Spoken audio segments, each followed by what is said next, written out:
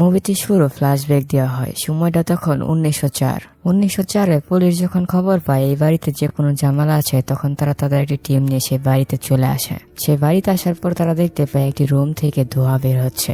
এই ব্যাপারটি সন্দেহজনক হওয়ার কারণে সেখান থেকে একজন পুলিশ যখন দরজাটি ওপেন করার জন্য দরজাটি স্পর্শ করে, সাথে সাথে সেই পুলিশের হাত জমে একদম বরফে পরিণত হয়ে যায়। এটা দেখে তাড়াহুড়ো করে তারা সবাই যখন সেই দরজাটি ভেঙে ভিতরে প্রবেশ করে, তখন তারা দেখে সেই রুমের ভিতর যতজন মানুষ ছিল সবাই জমে একদম বরফ হয়ে গেছে। এটা দেখে তো তারা সবাই ভয় পেয়ে একদম কাঁপতে শুরু করে। এর পাশাপাশি তারা সেখানে গোলাকার বলের মতো দেখতে একটি জিনিস দেখতে পায়। এই জিনিসটি থেকে আজব একটি সাউন্ড বের হচ্ছিল। এর পাশাপাশি জিনিসটি একা একাই মুভ করছিল।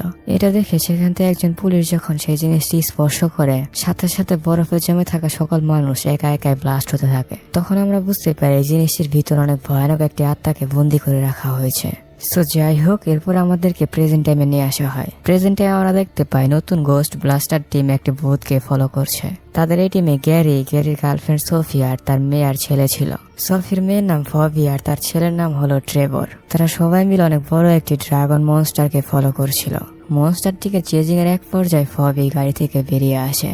বাইরে আসার পর ফবি গোস্ট ব্লাস্টার দিয়ে সেই ভূতটিকে ধরে ফেলে। ফবি যখন গোস্ট ব্লাস্টার লেজার দিয়ে সেই ড্রাগনের ভূতটিকে ধরে রেখেছিল, অন্যদিকে ট্রেভর একটি রিমোট কন্ট্রোল গাড়ির মধ্যে সেই ভূতটিকে ট্র্যাপ করার বাক্স রেখে ভূতটিকে ট্র্যাপ করার চেষ্টা করছিল। এটা বুঝতে পেরে গোস্টটি যখন তাদেরকে সাথে নিয়ে উপরের দিকে চলে যাচ্ছিল, তখন ট্রেভর বুদ্ধি খাটিয়ে সেই ট্র্যাপ করার বাক্সটি একটি ড্রোনের মধ্যে লাগিয়ে তার কাছে নিয়ে যায়। ট্র্যাপ করার বাক্সটি গোস্টটির কাছাকাছি যাওয়ার পরই তারা সেই ড্রাগনের গোস্টটিকে বাক্সের ভিতর ট্র্যাপ করে ফেলে। তারা ভূতটিকে ট্র্যাপ করতে পারলো। তাকে ধরতে গিয়ে তারা শহরে যে কাজকর্মগুলো করে, ড্রাগনটিকে ধরতে গিয়ে তারা অনেকগুলো বিল্ডিং এর পাশাপাশি তারা রাস্তার পাশে অনেকগুলো গাড়িরও ক্ষতি করে ফেলে। এই জন্য আমরা এরপরের সিনা দেখতে পাই তাদের সবাইকে গ্লোস্টবাস্টার টিমের হেডকোয়ার্টারে ডাকা হয়েছে। ড্রাগনটিকে ধরতে গিয়ে অনেক টাকার ক্ষতি করে ফেলার কারণে গ্লোস্টবাস্টার টিমের প্রধান তাদের উপর একদম ক্ষেপে যায়। সে বলে, তোমরা যে আজকে কোটি কোটি ডলারের ক্ষতি করেছো, এর ক্ষতিপূরণ কে দেবে? তার আগে তোমরা এটা বলো, তোমরা যে ফবিকে নিয়ে ভূত ধরতে গিয়েছিলে, ফবির বয়স এখন কত? সে যখন জানতে পারে ফবির বয়স মাত্র 15 বছর, তখন তো সে আরো ক্ষেপে যায়। সে বলে, নিউ ইয়র্ক সিটিতে 15 বছর বয়সে কাউকে কাজের পারমিশন দেওয়া হয় না। আজকের পর থেকে যদি ফবি তোমাদের সাথে ভূত ধরতে যায়, তাহলে তোমাদের সবাইকে আমি কাজ থেকে বের করে দেব। গ্যারি গোস্টবাস্টার টিমের প্রধানকে অনেক রিকোয়েস্ট করার পরও সে তার কোনো কথাই শোনে না। সো যাই হোক, সেদিন বাড়িতে যাওয়ার পর আমরা দেখতে পাই এই সিদ্ধান্তের জন্য ফবির মন অনেক খারাপ, কারণ ফবি তার মা আর ভাইয়ের সাথে ভূত ধরতে অনেক পছন্দ করত। এটা বোঝার পর গ্যারি ফবিকে বলে, তোমাকে তো একদম বের করে দেওয়া হয় নাই, মাত্র 3 বছরের জন্য তোমাকে সাসপেন্ড করা হয়েছে। 3 বছর পর তোমার বয়স যখন 18 হয়ে যাবে, তখন তুমি আবার আমাদের সাথে মিলে ভূত ধরবে। ফবির সাথে কথা বলতে বলতে গ্যারি ড্রাগনটিকে যে বাক্সের ভিতর বন্দি করে রাখা হয়েছিল সেই বাক্সটিকে বের করে। তখন আমরা দেখতে পাই ভূতদেরকে ধরে নিয়ে এসে গ্যারির বাড়ি বেসমেন্টে বন্দি করে রাখার জন্য একটি স্পেশাল টাইপের জেলখানার মতন কিছু একটা আছে। সেখানে আসলে তারা ভূতগুলোকে ধরার পর সবগুলোকে একসাথে বন্দি করে রাখে। সো যাই হোক, গ্যারি যখন ড্রাগনের সেই ভূতটিকে সেখানে বন্দি করার জন্য যায়, তখন সে বুঝতে পারে তাদের এই ভূত বন্দি করে রাখার মেশিনের ভিতর যে কোনো সমস্যা হয়েছে। কারণ মেশিনটি চালু করে ভূতটিকে ভিতরে ঢুকানোর পর তারা কোনোভাবে সেই মেশিনটিকে বন্ধ করতে পারছিল না। অনেক কষ্টের পর তারা দুইজনে মিলে সেই মেশিনটিকে বন্ধ করে। এরপরের সিনে আমরা আগের গোস্টবাস্টার টিমের একজনকে দেখতে পাই। গোস্টবাস্টার টিম থেকে রিটায়ার নেওয়ার পর রে এখন ইউটিউবার হয়ে গেছে। সে এখন পুরনো প্যারানর্মাল অ্যান্টিক জিনিস কালেক্ট করে। সেই জিনিসগুলো কালেক্ট করে তারপর সে চেক করে দেখে এগুলোর ভিতরে ভূত আছে কি নেই। আর সেই ভিডিও সে সোশ্যাল মিডিয়াতে আপলোড করে সেখান থেকে টাকা ইনকাম করে। তাকে এই কাজটি করতে পডকাস্ট নামের এক পিচ্ছি হেল্প করে। সো যাই হোক, রের কাছে যখন একজন বৃদ্ধ মহিলা একটি গড়িতে জানতে চাই এতে ভূত আছে কি নেই, তখন রে তার মেশিন দিয়ে ভালোভাবে চেক করার পর সে তাকে বলে এর ভিতরে কোনো ভূত নেই। এটা শোনার সাথে সাথে পডকাস্ট লাইভ ভিডিওতে সেই ঘড়িটিকে ভেঙে ফেলে। রে সব কাস্টমার চলে যাওয়ার পর আমরা দেখতে পাই সেখানে ফবি তাদের দোকানে এসেছে। যারা পার্ট 1 দেখেছেন তারা তো সবাই জানেন ফবি আর পডকাস্ট দুইজন আসলে অনেক ভালো বন্ধু। এতদিন পর ফবিকে দেখে পডকাস্ট তার সাথে কথা বলতে তাকে নিয়ে নিচে চলে যায়। নিচে ফবি আর পডকাস্ট যখন কথা বলছিল, অন্যদিকে উপরে তখন নাদির নামের একজন কাস্টমার আসে। নাদির রেকে বলে, আমার কাছে অনেক পুরনো আমার দাদির কিছু অ্যান্টিক জিনিসপত্র আছে। এই কথা শুনে রে যখন কেনার জন্য তার জিনিসগুলো চেক করছিল, তখন আমরা দেখতে পাই সারপ্রাইজিংলি মুভির প্রথমে দেখানো সেই গোলাকার জিনিসটিও সেখানে রয়েছে। রে যখন এই জিনিসটি ভালোভাবে দেখছিল তখন নাদির তাকে বলে, হ্যাঁ এই জিনিসটি অনেক পুরাতন, এখন তুমি যদি আমার কাছ থেকে এটি কিনতে চাও তাহলে আমাকে $40 দিতে হবে। এই কথা শুনে রে নাদিরকে বলে, তুমি কি জানো এই ধরনের বাক্সের ভিতর ভূত বন্দি করে রাখা হয়? কথাটা শুনে নাদির কিছুটা ভয় পেল। সে বলে, এখন যদি তুমি এটা কিনতে চাও তাহলে তোমাকে $60 দিতে হবে। নাদিরের সাথে $60 ডিল করার পর রে জিনিসটিকে ভালোভাবে চেক করে দেখে এটা বোঝার চেষ্টা করছিল যে সত্যি সত্যি ভিতরে কোনো আত্মা আছে কি নেই। সে যখন তার স্পেশাল ডিভাইস দিয়ে সেই জিনিসটি চেক করছিল ঠিক তখনই পুরো বিল্ডিং কাঁপতে শুরু করে। এর পাশাপাশি রের মেশিনটি এত বেশি রিডিং ডিটেক্ট করার ফলে তার মেশিনটিও নষ্ট হয়ে যায়। মেশিনটি নষ্ট হওয়ার পর সে দেখতে পায় সেই জিনিসটি নিচে সবকিছু ধীরে ধীরে বরফে পরিণত হয়ে যাচ্ছিল। পাশে দাঁড়িয়ে নাদির যখন এইসব দেখে তখন সে টাকা নিয়ে সেখান থেকে ভয় পেয়ে এক দৌড়ে চলে যায়। সো যাই হোক, এর পরের সিনে আমরা ট্রেভারকে দেখতে পাই। ট্রেভার যখন শুয়েছিল তখন সে দেখতে পায় তার উপরে সিলিং থেকে লিকুইড জাতীয় কিছু একটা নিচে পড়ছে। এটা দেখার পর ট্রেভার যখন উপরে কি আছে এটা চেক করার জন্য উপরে যায় তখন ট্রেভার দেখতে পায় সেখানে গ্রিন কালার একটি গোস্ট লুকিয়েছিল। গোস্টটি ট্রেভারকে দেখার পর পরে সে ট্রেভারের শরীর ভেদ করে অন্যদিকে চলে যায়। তাদের দেয়াল ভেদ করে গোস্টটি যখন বাইরে চলে যায় ঠিক তখনই গোস্ট অ্যালার্ম বেজে ওঠে। অ্যালার্মটি শোনার সাথে সাথে সোফি, গ্রে আর ট্রেভার ভূত ধরার জন্য বেরিয়ে পড়ে। ফবি যখন দেখে তারা তিনজন তাকে রেখে ভূত ধরার জন্য চলে যাচ্ছে তখন তার অনেক মন খারাপ হয়ে যায়। এই জন্য ফবি বাড়ির বেলকনিতে গিয়ে সে একা একাই দাবা খেলার প্রিপারেশন নিতে থাকে। নিজে নিজে দাবা খেলতে ফবি যখন একটি চাল সামনের দিকে দেয় তখন সে দেখতে পায় একটি গুটি একা একাই মুভ করছে। এটা দেখে ফবি আবার চাল দেওয়ার পর সে দেখতে পায় আবারও গুটিটি একা একাই মুভ করছে। এর কিছুক্ষণ পরে হঠাৎ করে ফবির সামনে একটি ভূত চলে আসে। এতক্ষণ আসলে ফবির সাথে মেলোডি নামের এই ভূতই দাবা খেলছিল। মেলোডি ফবিকে বলে, আমি একজন ভূত, তোমার কি আমাকে দেখে ভয় লাগছে না? কিন্তু মেলোডি তো তখনও জানতো না যে সে কার সাথে বসে দাবা খেলছে, কারণ সে যাকে ভয় দেখানোর চেষ্টা করছে সেই একজন গোস্ট হান্টার। সো যাই হোক, মেলোডি ফবির সাথে কিছুক্ষণ দাবা খেলে সে গেমে ফবিকে হারিয়ে সেখান থেকে হঠাৎ করে চলে যায়। এরপরের সিনে আমরা দেখতে পাই ভূতের আটকে রাখার জেলে প্রবলেম হওয়ার কারণে গ্র্যাবি গোস্ট হান্টার টিমের হেডকোয়ার্টারে খবর দেয়। খবরটি পাওয়ার পর হেডকোয়ার্টার থেকে লার্স আর তাদের বস উইস্টান আসে।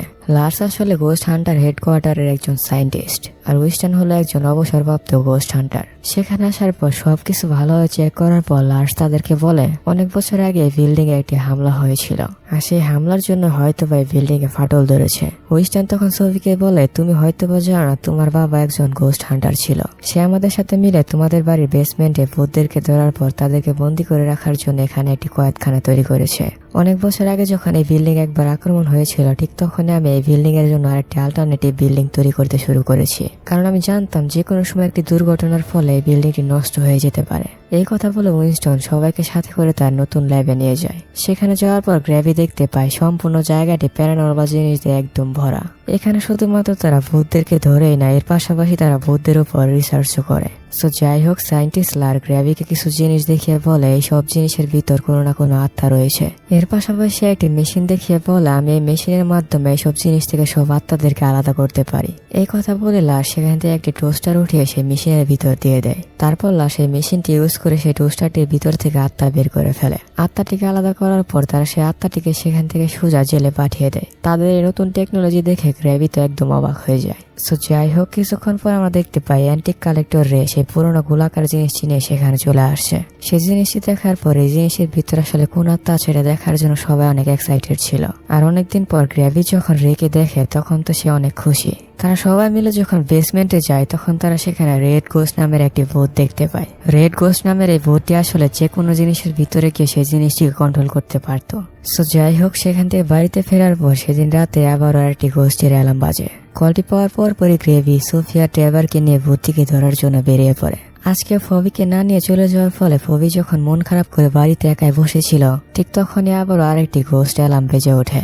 ফবি যখন ফোনটি ওঠায় তখন ফবি জানতে পারে তাদের পাশের বিল্ডিং এ একটি ভূত দেখা গেছে।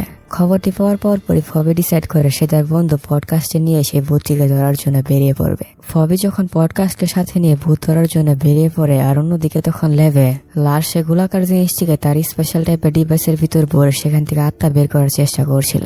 লার যখন সেখান থেকে আত্মা বের করার চেষ্টা করছিল ঠিক তখনই তাদের পুরো ল্যাবের কারেন্ট চলে যায়, কারণ আত্মা বের করার সময় এই জিনিসটির ভিতর থেকে এতটাই পাওয়ারফুল রেডিয়েশন বেরোচ্ছিল যে এর ফলে তাদের জেনারেটর নষ্ট হয়ে যায়। বিদ্যুৎ চলে যাওয়ার পর লার্স দেখতে পায় সেই জিনিসটি একা একাই মুভ করছে। আর এই জিনিসটিকে একা একাই মুভ করতে দেখে সেখানে থাকা সকল আত্মা অনেক ভয় পেয়ে যাচ্ছিল।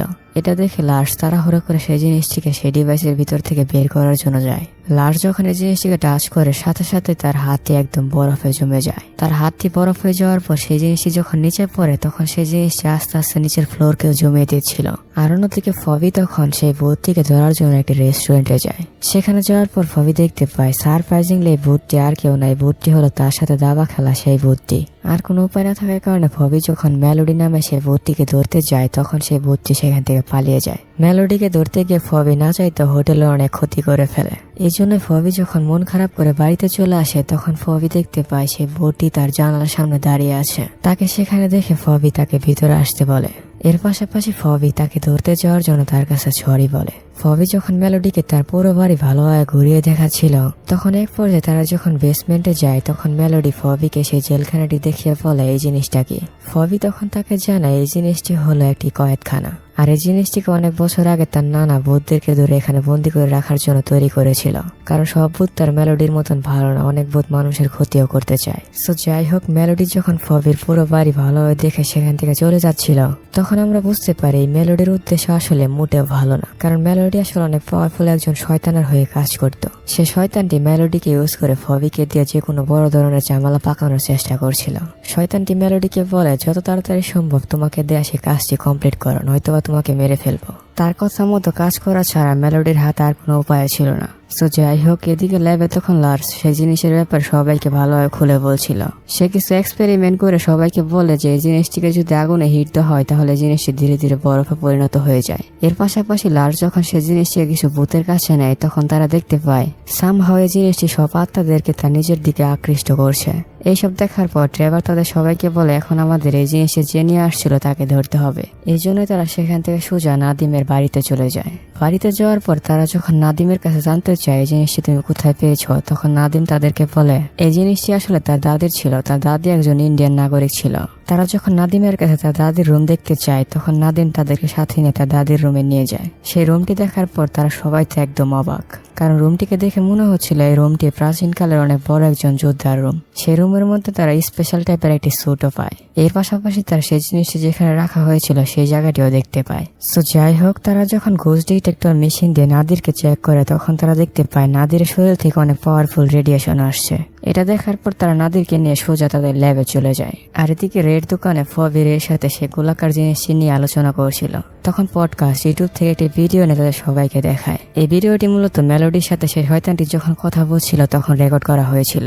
দূর থেকে রেকর্ড করার ফলে সেখানে মেলোডিকে দেখা যাচ্ছিল না, কিন্তু সেই ভিডিওর মধ্যে ডিস্টার্বিং একটি অডিও ছিল। সেই অডিওর ভাষাটি আমাদের পৃথিবীর কোনো ভাষা ছিল না। সেই ভয়েসটি শোনার পর রে তাদেরকে বলে আমার মতে একজন লোক আছে যে এই ভাষার ব্যাপারে জানতে পারে। এই কথা বলে রে ফবি আর পডকাস্টকে নিয়ে তার একজন পুরনো বন্ধুর কাছে চলে যায়। আর এদিকে ল্যাবে তখন নাদিমকে পরীক্ষা করা হচ্ছিল।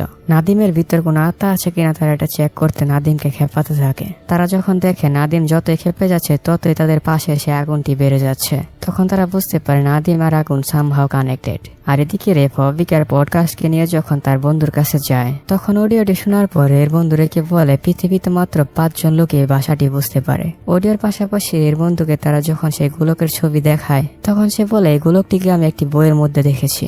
এই কথা বলে এর বন্ধু তাদের সবাইকে নিচের একটি লাইব্রেরিতে নিয়ে যায়। লাইব্রেরিতে যাওয়ার পর সেই লোকটি যখন অনেক বড় একটি বই খুলে তখন আমরা দেখতে পাই সেই বইয়ের মধ্যে এই গোলকের মূলত 4000 বছর আগের একটি পেন্টিং রয়েছে।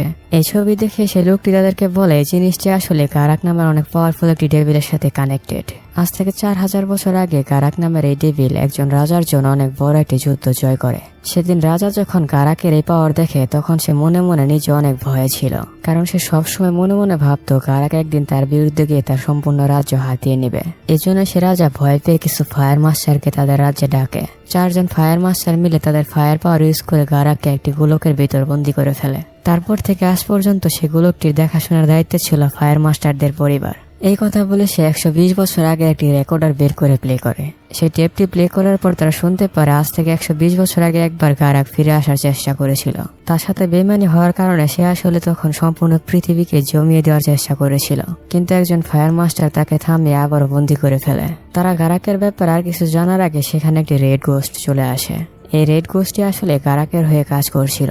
সেখানে আসার পরে রেড গোস্টটি সে টেপটি নিয়ে সেখান থেকে পালিয়ে যাওয়ার চেষ্টা করতে থাকে, আর তারাও সবাই মিলে রেড গোস্টটিকে ধরার জন্য তাকে ধাওয়া করতে থাকে। চেজিং এর এক পর্যায়ে সেই রেড গোস্টটি একটি পাথরের মূর্তিকে নিজের বশে নিয়ে নেয়। সে মূর্তিটি যখন তাদেরকে মারার চেষ্টা করে তখন ফবি একটি গোস্টবাস্টার গান দিয়ে তাকে একদম টুকরো টুকরো করে ফেলে। এর পাশাপাশি সেই টেপ রেকর্ডারটিও ভেঙে যায়। সো যাই হোক, সেখান থেকে তারা সবাই মিলে সোজা নাদিমের বাড়িতে চলে যায়, কারণ এতক্ষণে তারা সবাই জেনে গেছে নাদিমই আসলে একজন ফায়ারম্যান। কিন্তু নাদিম তখনও নিজেও জানতো না তার ভিতরে ফায়ার ম্যানিপুলেট করার পাওয়ার আছে। নাদিম যখন বুঝতে পারে সে আসলে আগুন কন্ট্রোল করতে পারছে, তখন রেতাকে বলে এইভাবে তোমাকে আগুনকে কন্ট্রোল করা শিখতে হবে। এদিকে তারা যখন নাদিমকে তার পাওয়ার কন্ট্রোল করা শেখাচ্ছিল, অন্যদিকে ফবি তখন মেলোডির সাথে বাইরে গল্প করছিল। গল্প করতে করতে ফবি মেলোডিকে বলে চলো তোমাকে একটি স্পেশাল জায়গায় নিয়ে যাই। এই কথা বলে ফবি মেলোডিকে সাথে নিয়ে গোস্ট ব্লাস্টারের সেই ল্যাবে চলে যায়। সেখানে যাওয়ার পর ফবি মেলোডিকে জানায় আমার অনেক দিনের ইচ্ছা ছিল আসলে ভূত হওয়ার পর কেমন লাগে। এই কথা বলে ফবি আত্মা আলাদা করার মেশিনে 2 মিনিট টাইমার সেট করে দিয়ে তারপর ফবি সোজা সেই মেশিনের ভিতর চলে যায়। মেশিনটি চালু হওয়ার পরই ফবি শরীর থেকে তার আত্মা বেরিয়ে যায়। মেলোডির মতন ভূতে পরিণত হয়ে ফবি যখন মেলোডির কাছে আসে তখন মেলোডি ফবিকে বলে আই এম সরি। এই কথা বলে সে ফবিকে গারাকের হাতে তুলে দেয়। গারাক তখন ফবিকে বসে নিয়ে সে ফবিকে দিয়ে একটি মন্ত্র বলায়। ফবির আত্মার সাথে সাথে ফবির বডিও যখন সে মন্ত্রটি পড়ে এর ফলে গারাকের আত্মাটি সেখান থেকে মুক্তি পেয়ে যায়। গারাক মুক্তি হওয়ার পরই সম্পূর্ণ রুমটি একদম অন্ধকারে ছেয়ে যায়। ফবির যখন জ্ঞান ফিরে তখন ফবি দেখতে পায় একজন গারাকে গোস্টবাস্টার গান দিয়ে ধরার চেষ্টা করছে, কিন্তু গারাক তার নিজের পাওয়ার ইউজ করে সে গোস্টবাস্টার গানের লেজারকেও জমিয়ে ফেলে। লেজারকে বরফে পরিণত করার পর গারাক সেখান থেকে ইজিলি পালিয়ে যায়। সেখান থেকে যাওয়ার পর গারাক সম্পূর্ণ নিউ ইয়র্ক সিটিকে একদম বরফে পরিণত করে ফেলতে থাকে।